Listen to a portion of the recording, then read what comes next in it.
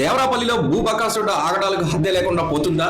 నిత్యం వివాదాలు వెంటాడుతున్న జనం దుమ్మెత్తి పోస్తున్న, బాధితులు కడుపు మంటతో తరిమి కొడుతున్న, పట్టింపు లేదన్నట్టుగా అధికార పార్టీ నేతలు అండగా చెలరేగిపోతున్నాడు కిలపర్తి భాస్కరరావు. ఇప్పటికే కబ్జాల పర్వం కొనసాగించిన భూబకాసురుడు తాజాగా సర్వే నంబర్ 277/12లో ఉన్న వేచలపు అప్పలనాయుడికి చెందిన 5.5 ఎకరాలపై కన్నేశాడు. 2010లో అసలు వారసులకు తెలియకుండానే కిలపర్తి రాజేశ్వరి పేరు మీద రిజిస్ట్రేషన్ చేశారు.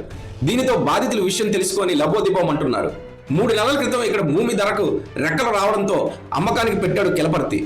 కోట్ల విలువైన పేదల ప్రజల భూమిని కబ్జా చేసేందుకు టీడీపీలో చేరి బండారు అండతో కబ్జాకు బాటలు వేశాడు కిలపర్తి. దీనిపై అధికారులు సైతం తేలుకుట్టిన దొంగల్లా మౌనముద్ర దాల్చుతూ అక్రమార్కులకు కొమ్ము కాస్తున్నారు. కోట్ల విలువైన భూమిని యంత్రాలతో చదును చేశారు. మట్టితో ఆ భూమిని కప్పి దోచుకోవడమే ధ్యేయంగా పెట్టుకున్నాడు దేవరాపల్లి భూబకాసురుడి కిలపర్తి. అది ఎవరెవరిది? అది భూమేమో అప్పలనాయుడిది. ఎవరెవరో రాసిస్తుంటే అయిపోతుందా?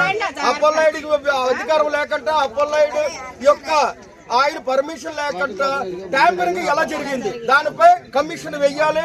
కమిషన్ వేసి దాని నిజ నిజాలు నిర్ధారణ కలిగి రావాలి. ఇదే మేము కోరుకుంటాం.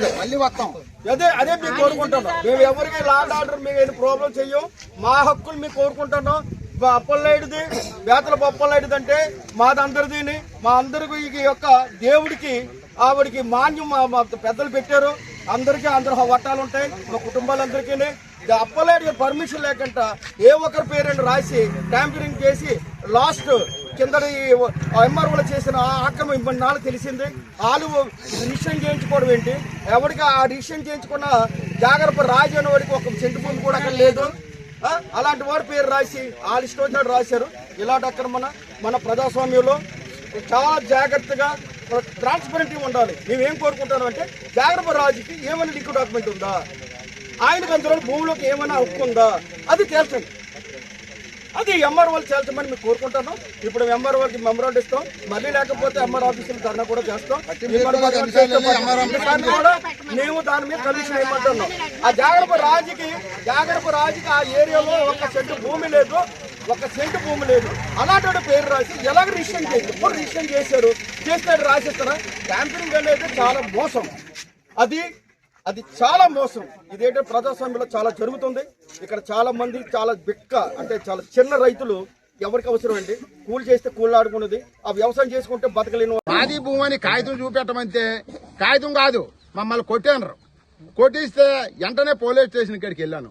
ఈ మారిపోయిన ఎస్ఐ మల్లేశ్వర ఎస్ఐ గారు ఏం చేసినారంటే మా ఉదయం ఇస్తే కంప్లైంట్ వాళ్ళు మధ్యాహ్నం సాయంకాలం 4 గంటలకు ఇస్తే ఆ తర్వాత ఏటైంది కేసు కట్టాం. సీఏ కాడికి వెళ్ళాం. సీఏ అన్నాడంతే రాజా అయిపోండి పెద్ద ఆయన రాజా అయిపోండి అంతే. రాజావనం మా అంతే 5 అని. అయితే రాజా అవ్వకపోతే అక్కడ ఉన్న రైటర్ని పంపితే ఆ రైటర్ ఏంటన్నాడు 4 రోజులు 5 రోజులు ఉంచి కేసు రాజా చేసిస్తే చేసేయండి, ఇద్దరిని కడితే ఇద్దరిని కట్టండి. అన్ని మనుషులు ఇప్పుడు 2 నెలలు 3 నెలలు అయింది కేసు కట్టక. ఇప్పుడు మాది కేసు కట్టడానికి ఆధార్ కార్డు ఒకటిరా, ఈ కార్డు ఒకటిరా, ఆ కార్డు ఒకటిరా అంటే ఇప్పుడున్న ఎస్ఐ నాకు తెలియదండి. మారిపోనరా ఎస్ఐ ఏదో చేద్దామనండి అండమే గాని ఇప్పుడు మమ్మల్ని ఎందుకు కేసు బైండ్ ఓవర్ చేశారు. దెబ్బలు కాసిన వాళ్ళు మాము కేసు వాళ్ళ 5 మీద మానారు, మా 5 మీద పెట్టారు. అది ఎంత న్యాయం అండి? ఇప్పుడు వెళ్తే వందలాది మంది. ఎందుకంటే అంత అవసరం? వాడికి రికార్డుగా ఉంటే ఒక 4 జానా 5 జానా ఇగో నా కాగితం ఉంది అన్నందుకే 500 మంది ఆ వడ్లంట గిడ్లంట కాపులెట్టి ఇలాగ ఈ మండలంలో నాయకులందరినీ మామూలుగా రండి అనేసి ఓ బిర్యానా ఓ మందు దీనికి ఆశపడి నాగిపేట, సీతంపేట, తెలుంపూడి, గర్సింగి, గంగావరం అక్కడ ఉన్న నాయకులు ఒప్పించి మీరో 10 మందిని అట్టండి. అలా చేసిన ఎందుకండి ఇదంతా? కోర్టులో చేసినాం. లావాదేవీ వరకు ఉండాలి కదా. కోర్టే చెప్తుంది వాళ్ళకైతే వాళ్ళకి మనకైతే మనకి. మరి కోర్టు చెప్పకుండా ఈ మమ్మల్ని మంబు చేసి దమాయించేసి అన్యాయం ఎందుకండి ఇది?